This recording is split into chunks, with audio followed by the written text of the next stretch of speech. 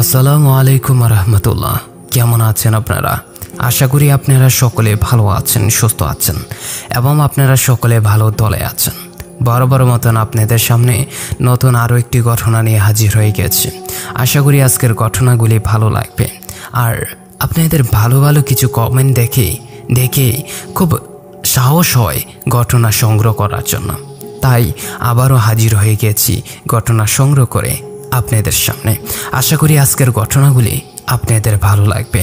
তো আমি সরাসরি চলে যাচ্ছি ঘটনায়। আশা করি আপনাদের ঘটনাগুলি ভালো লাগবে। যেভাবে লেখা আছে আমি সেভাবে পড়ছি। আসসালামু আলাইকুম। আপনারা আশা করি সকলে ভালো আছেন। অনেকেই ভাবছেন আমার বয়সে কি দেখেছি, এই বৃদ্ধ লোকটার জীবনে কেমন ছিল। জানি না কারো কৌতূহল আছে কিনা, কিন্তু আজ যে কথা বলবো সেটা আমি কখনো কারোর সামনে বলিনি। অনেকেই গ্রামের মানুষ, মুরব্বীরা, প্রবীণ লোকরা জানে এই ঘটনাটি। তো আমি সরাসরি চলে যাচ্ছি ঘটনায়।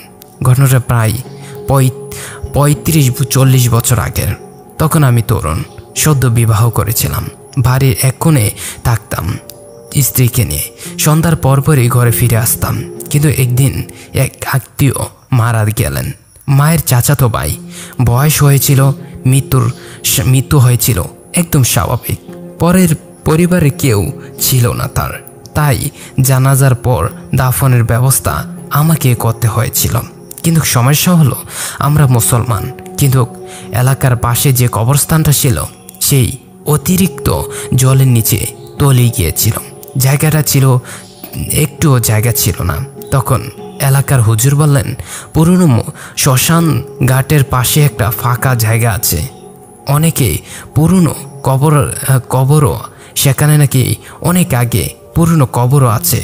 এখন দাফন করার জায়গা হচ্ছে ওই জায়গাটা মুসলমানদের ছিল। এখন কেউ আর ওই দিকে যায় না, কারণ ওই জায়গাটা এখন শ্মশানে পরিণত হয়েছে। তার জন্য ওইদিকে কেউ যেতে চায় না। কথাটা শুনে কেমন যেন গা চমচমে করে উঠল, কারণ যে জায়গাটার কথা বলা হয়েছিল সেটা এক সময়ের হিন্দুদের শ্মশান ছিল। পরে পরিত্যক্ত হয়ে পড়ে আছে, কেউ ওদিকে যায় না।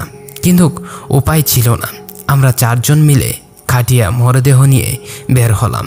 এশারের পরটা জঙ্গলময়, চারিদিকে একটা লালচে ভাব।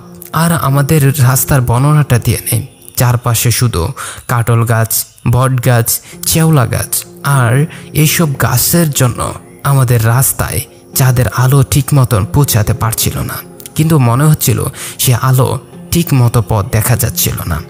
তারপরও আমরা মিটি পায়ে হেঁটে শ্মশানের ঘাটের শুরু করলাম পৌঁছানোর জন্য।